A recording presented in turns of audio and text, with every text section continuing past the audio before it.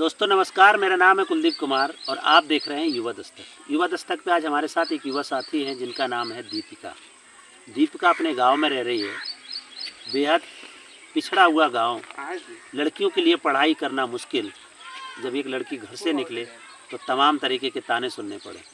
लोग बोलते हैं लड़की को पढ़ा के करना क्या है, उसको तो शादी करके दूसरे घर जाना है। लेकिन उन्हीं माहौल में दीपिका पढ़ाई करते हुए आज बैंक मैनेजर बनने का सपना लिए संघर्ष कर रही है। दीपिका एक बैंक मैनेजर बनना चाहती है क्योंकि बैंकिंग सिस्टम में लोग बोलते हैं कि लड़कियां क्या जाने हिसाब किताब रखना, लेकिन दीपिका बोलती है मैं बैंक मैनेजर बन के एक सिस्टम को चलाना चाहती हूँ, सम्मान के साथ कुछ करना चाहता हूँ। ये सोच के साथ दीपिका अपने गाँव में संघर्ष करे। आज युवा दस्तक पर दीपिका हमारे साथ है। दीपिका जब पहली बार घर से निकली थी, तमाम लोगों ने सवाल उठाए थे। उन सवालों की परवाह किए बगैर दीपिका लगातार अपने सपने के साथ आगे बढ़ती गई और आज वो पढ़ाई करते हुए युवाओं को भी जोड़ती है, संवैधानिक मूल्यों की भी बात करती है, अपने हक की भी बात करती है और बैंक मैनेजर की तैयारी कर रही है। मैं बात करूंगा दीपिका से। आप सब हमारे साथ युवा दस्तक पर जुड़े रहें। दीपिका, आपका स्वागत है, अपना परिचय बताइए। मेरा नाम दीपिका है, ग्राम मट्टा से रहने वाली हूँ और मुझे बैंक मैनेजर बनना है क्योंकि मैं पहली बार जब युवा शक्ति के बारे में सुना था तब वहाँ पर मेरे भाई ने पहली मीटिंग की थी। हम भी थे वहाँ पर, बहुत सारे लोग आए थे, मतलब 2-4 लड़कियाँ भी थी, हमने बुलाई थी पर वो लोग आती नहीं थी बुलाने में। तो पहली बार तो हमें भी बहुत डर लग रहा था। फिर वहाँ पर पहली मीटिंग भाई की देखी तो थोड़ा बहुत डर खत्म हुआ। फिर इसके बाद हमको डीएसके के बारे में पता चला, वहाँ गए, वहाँ पर सारा डर खत्म हो गया, बोलना पता चला, वहाँ पर काफ़ी सारी चीज़ें सिखाई गई। वहाँ पर हमने पुलिस ट्रेनिंग ली। वहाँ से आए हैं तो यहाँ पर भी सेंटर खोलना चाहते हैं पर कुछ प्रॉब्लम हो रही है, इस वजह से नहीं खोल पा रहे हैं। तो दीपिका जो बता रही है, दीपिका ने अभी अपने गांव में एक लड़कियों के लिए सेंटर खोलने की तैयारी कर रही है। दीपिका यहाँ से अहमदाबाद जाकर के दलित शक्ति केंद्र की जिसकी बात कर रही है, जहाँ लड़कियों को ट्रेनिंग दी जाता है, उनको तैयार किया जाता है, उनके पर्सपेक्टिव बिल्डिंग किया जाता है, वहाँ पे ट्रेनिंग लेकर के आई है और अपने गांव में वो सेंटर की शुरुआत करने जा रही है। दीपिका, आपका कैसा सफ़र था यहाँ से डीएसके तक जाने का और फिर यहाँ आकर के अपने युवाओं के साथ काम करने का? पहले तो मेरे घर वालों ने ही मना कर दिया था, नहीं जाना, वहाँ पर लड़की हो और बहुत दूर भी पड़ता है, कोई जान पहचान नहीं है वहाँ पर, पता नहीं कैसे लोग होंगे। फिर मेरे भाई ने किसी की नहीं सुनी और उसने युवा शक्ति में जुड़ा रहा और उसको पता नहीं कहाँ से उसको ध्यान आया और उसने डायरेक्ट मुझे भेज दिया, ना ही पापा की सुनी ना ही मम्मी की। इसी की वजह से गए और मुझे भी बहुत सारी जानकारी मिली वहाँ पर और वहाँ पर जाने से मुझे बैंक मैनेजर बनने का सपना चालू हो गया। बिल्कुल। तो वहाँ डीएसके में आपने क्या क्या सीखा, वहाँ का माहौल क्या था? युवा दस्तक पे जो लोग जुड़े हैं वो जानना चाह रहे हैं। डीएसके का माहौल तो बहुत अच्छा है। वहाँ पर लड़कियों की बहुत सुविधा है, लड़कियों के टाइम लड़की, लड़कियों के टाइम लड़के भी वहाँ पर जाते हैं। 2 महीने का कोर्स होता है, जिसको भी जो सीखना हो, कंप्यूटर है, पुलिस ट्रेनिंग है और कई सारी चीज़ें हैं जहाँ पर वहाँ पर जाकर सीख सकते हैं। और दलित समुदाय की लड़की तो वहाँ पर पक्का ही जाना चाहिए क्योंकि ज़रूरी है। वहाँ पर दलित समुदाय की लड़कियों को अच्छा सिखाया जाता है, मतलब बोलना भी सिखाया जाता है क्योंकि दलित समाज की लड़की किसी के सामने बोलती नहीं है। बिल्कुल। तो दीपिका बता रही निश्चित तौर से जो हेजिटेशन है, अच्छे लोग जब बात माइक पे बात करते हैं, अच्छे लोग जब बात नहीं कर पाते हैं, वो हेजिटेशन को दूर करना, वो हेजिटेशन के लेकर के युवाओं के साथ काम करना कितना चुनौतीपूर्ण होता है क्योंकि उनको वो मौके नहीं मिलते, उनको वो अवसर नहीं मिलते जिस अवसर के लिए वो दिन रात संघर्ष करते हैं। आज युवा दस्तक पे दीपिका अपने संघर्ष को साझा कर रही है। दीपिका अपने चीज़ों को लेकर के जो पहल कर रही है, वो बता रही है कि जब पहली बार वो घर से निकली थी तमाम सवाल कर रहे थे, लेकिन उनका भाई जो युवाओं के लिए काम करता है, संवैधानिक मूल्यों की बात करता है, उसके लिए कोशिश करता है, वो भी उनके साथ जुड़ी और उसने उस चीज़ को समझा, उसने वो मौका दिया। बहुत सारी लड़कियों को ये मौके नहीं मिलते, उनके घर वाले नहीं निकलने देते, लेकिन दीपिका जब गई वहाँ सीख करके आई तो उसका एक कॉन्फिडेंस लेवल बढ़ा जो आज दिख रहे हैं और वो अपने गाँव में कोशिश कर रहे हैं। तो दीपिका, आपके गाँव का माहौल क्या है? लड़कियों को किस तरीके से चैलेंज मिलते हैं? गांव की लड़कियों का तो चैलेंज का पता नहीं क्योंकि वो अपने घर का कुछ बोलना ही नहीं चाहती। हमने कई मीटिंग रखी हैं डीएसके के आने के बाद, वहाँ का माहौल भी समझाने की कोशिश की है पर वो कुछ समझना ही नहीं चाहती। हमने उनको कई बार बोला है कि आप स्कूल जाते हो, कुछ हुआ है या कुछ प्रॉब्लम है, और डीएसके के बारे में भी बताया तो भी उनका कोई नहीं है। हम जाकर आए, हमने बोला कि आप भी जा सकते हो, वहाँ पर कोई दिक्कत नहीं है। बोल रहे हैं आपके घर वालों ने भेज दिया, हमारे घर वाले नहीं भेजेंगे। तो हमने बोला कि हमसे बात करवाओ, हम बोलेंगे उनसे। बोल रहे नहीं मानेंगे। हमने कहा तुम बोलो तो अगर आपकी जाने की इच्छा है तो हम बात करेंगे, नहीं हमारी टीम बात करेगी। लेकिन उन लोगों ने साफ मना कर दिया क्योंकि लड़कियां खुद नहीं जाना चाहती हैं।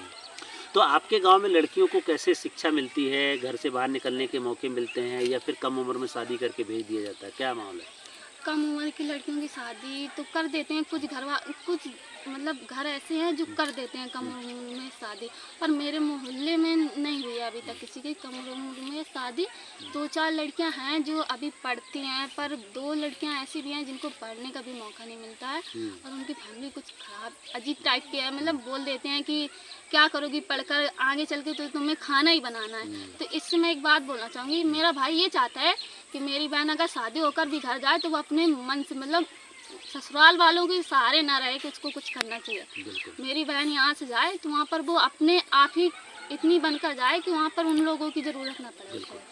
तो दीपिका, ये जो कॉन्फिडेंस दीपिका का आप देख रहे हैं वो बता रही है कि तमाम लड़कियों के साथ बात करती है और गांव में 2 लड़कियां जो कुछ बनना चाहती हैं लेकिन वो कुछ कर नहीं पा रही हैं, उनको मौके नहीं मिल पा रहे हैं। उनका भाई उनका सपोर्ट कर रहा है और दीपिका चाह रही है कि हम अपने आत्मनिर्भर बन करके कुछ करके दिखा पाएँ।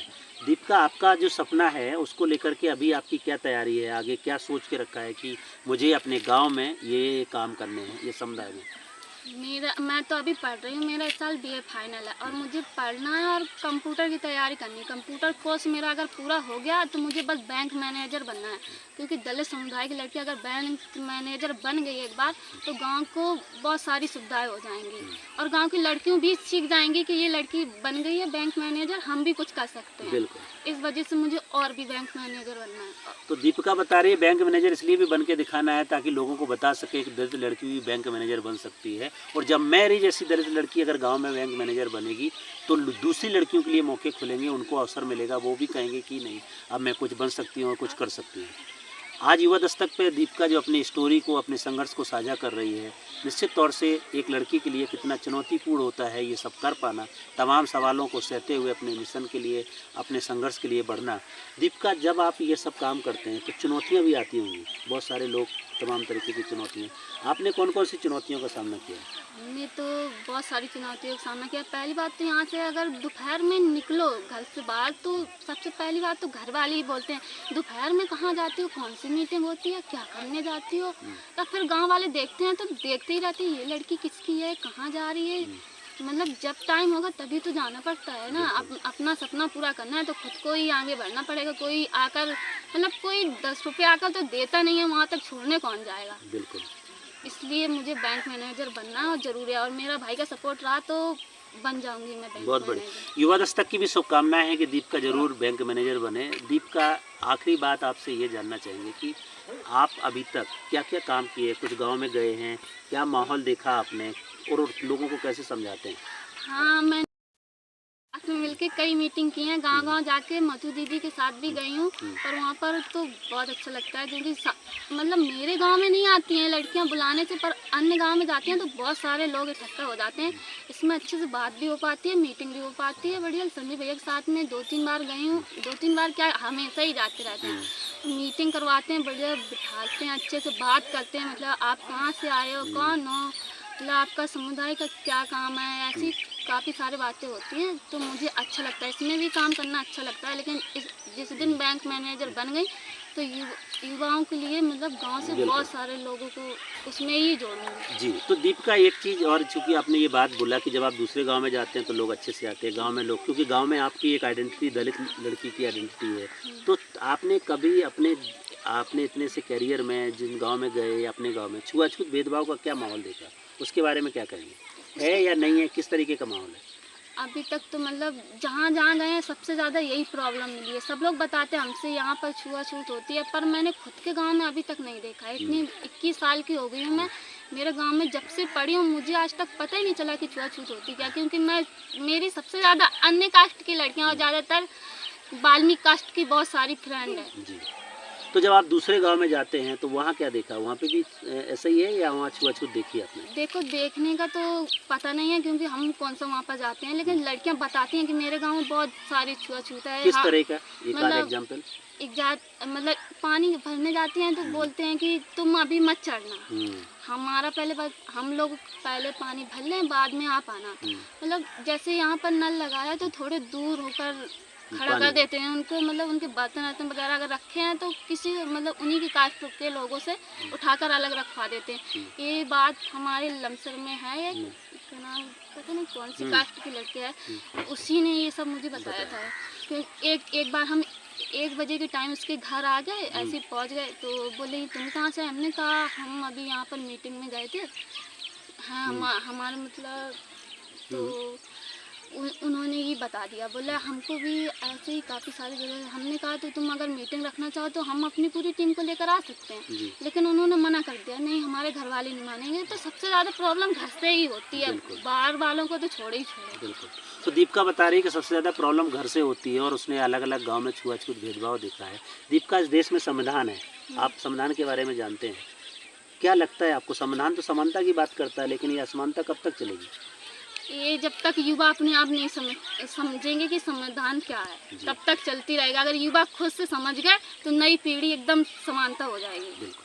तो बहुत बड़ी बात बोला है दीपिका ने कि जब तक युवा संविधान नहीं समझेंगे, और युवा क्या पूरे देश के लोग जब तक संविधान नहीं समझेंगे तो फिर ये छुआछूत, भेदभाव, अत्याचार, उत्पीड़न हमेशा होता रहेगा। इसलिए संविधान को समझना है, जानना है, अपने हक के लिए लड़ना है। यही बात युवा दस्तक पे दीपिका ने आज रखी और निश्चित तौर से तमाम युवा साथी से प्रेरणा ले सकते हैं, सीख ले सकते हैं और आने वाले समय में अपने हक की आवाज़ को बुलंद कर सकते हैं। युवा दस्तक की शुभकामनाएं कि दीपिका अपने सपने को पूरा करे, अपने बैंक मैनेजर बनकर के दिखाए और इस देश में युवाओं की आवाज़ को बुलंद करते हुए हमेशा कोशिश करती रहे। आज हमने युवा दस्तक पे दीपिका के साथ बातचीत की। आप सब ने उनकी संघर्ष सफ़रनामे की कहानी को सीख लिया होगा।